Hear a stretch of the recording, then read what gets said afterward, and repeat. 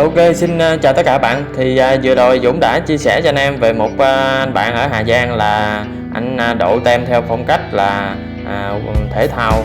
Thì hôm nay quay trở lại, mình sẽ chia sẻ cho anh em một số cái hình ảnh của cái dòng xe Jupiter thì của một anh bạn ở Sài Gòn. Thì anh em biết Sài Gòn thì gọi là cũng là dân chơi. Thì nếu mà thật sự anh em nào có điều kiện ở Sài Gòn thì anh em cũng biết đó là anh em này họ chơi theo phong cách gọi là độ xe Jupiter, vừa zin mà vừa phá cách nữa.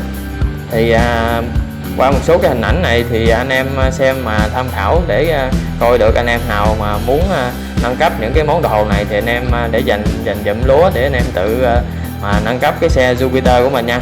Thì đây là một số hình ảnh mà Dũng muốn chia sẻ cho anh em qua video này, thì mà anh em xem và tham khảo nha.